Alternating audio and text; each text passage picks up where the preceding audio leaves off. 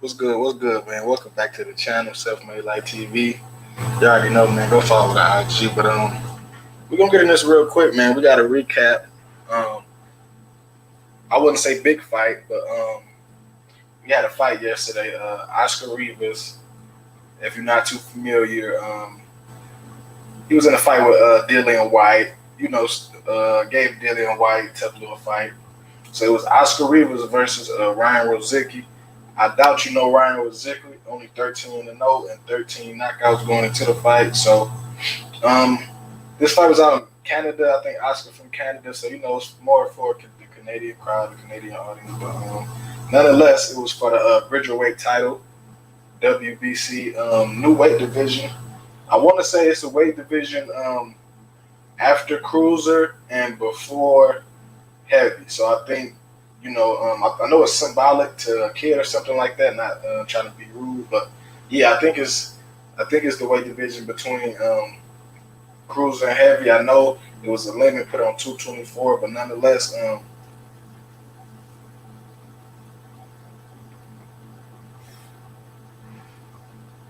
yeah. So we're gonna recap this fight. Ugly fight, man. Shout out all my betters too. I know a lot of us had Rozicki. I wasn't able to put my bet in. Kind of happy now that I wasn't, but watching the fight, if I had my bet, I would have been sweating bullets. But you gotta get value out the Rozicki pick anyway because he made it all 12 rounds. Now, to be honest, this fight kind of went like I expected.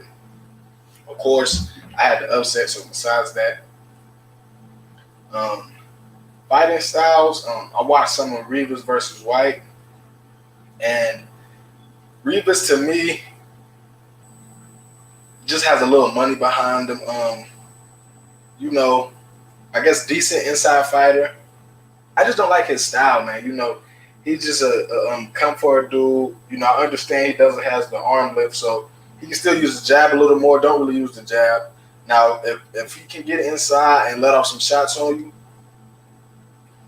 he will be effective. And I give him credit because even this fight, we seen him on the back foot and we seen him counter punch. So overall, like I said, he's a solid fighter. To me, C plus B minus fighter. Now I have to just see another level of him. I know he hit Dylan White with that tough shot, but after this fight, to me, his stock kind of went down. Shout out Rozicki, man, hell of a fight. On Rozicki end, the tape I watched on him, one thing I loved and one thing I thought that could give him an advantage, he had the activity over Rivas. That's one thing I noticed even in a White fight. Rivas wasn't that active, man. Rivas is the type of guy you hit him, then he gets off, and that's almost the way Rozicki fight. It's just that Rozicki is the more active. He's gonna be the first one to swing. So I knew this fight was gonna be more of a I hit you, you hit me. But back to Rozicki. One thing that scared me was his defense, man. And looking at his previous fights, the man legit has no defense. I don't get it sometimes with these boxers. It's like you put up a guard, but then you don't block. So it's like, what's the use of having your hands up if you're not gonna block? And I knew that would be Rivas' chance for us. I knew Rivas could land some big shots on Rozicki. Hold on.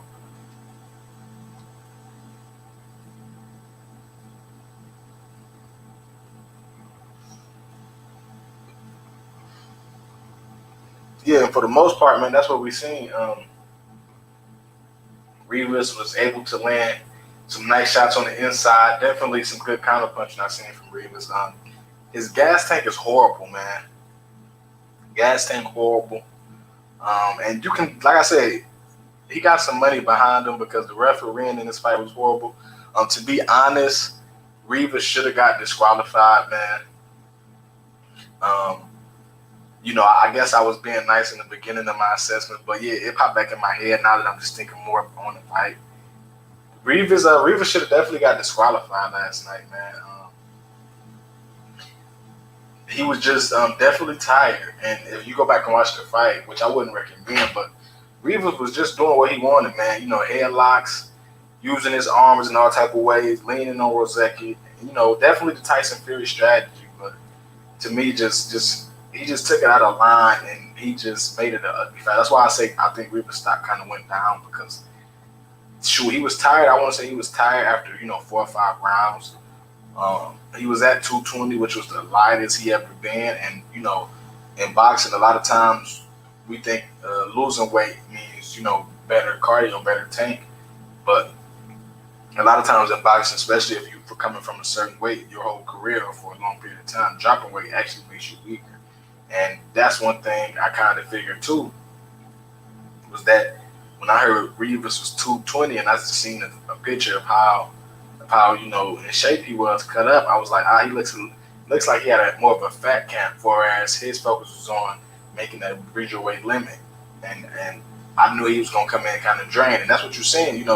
I say Rivas had a good 3-4 rounds where his shots was doing some damage, but after that, the man was dead tired, man. And if it wasn't for the ref and him being in his hometown, I think he was in Montreal, man, dude, he would have got disqualified anywhere else, man. I'm talking about, it got to the point where towards the end of the fight, man, Rozicki, maybe he don't got the experience, but he should have kind of made it more apparent. He did slam Rivas at the end, kind of showing the ref, like, look, he keeps leaning on me. But I think the ref didn't care. They wanted Rivas to win this fight. It was just, like I said, very ugly, man. A lot of just clinching. Rivas would just swing and clinch. It's like Rivas was the biggest dude, but he was the first one running the clinch, constantly leaning on Rozicki. And to Rozicki credit, he worked in the mid range good. He was active, but the only thing is, it's just Rozicki took too many big shots, man. And he got a chin on him because some of them shots he should have definitely dropped from. I know he's going to be mad because I feel like this is a fight he could have won. There was definitely a lot of times Rivas tired, Rozicki was stinging Rivas, but it just felt like he could never, go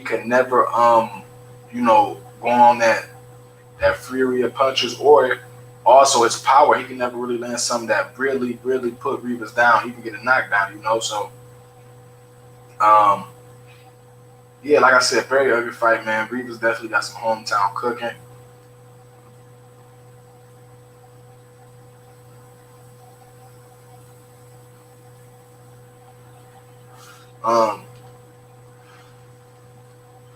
We definitely want to see both fighters again.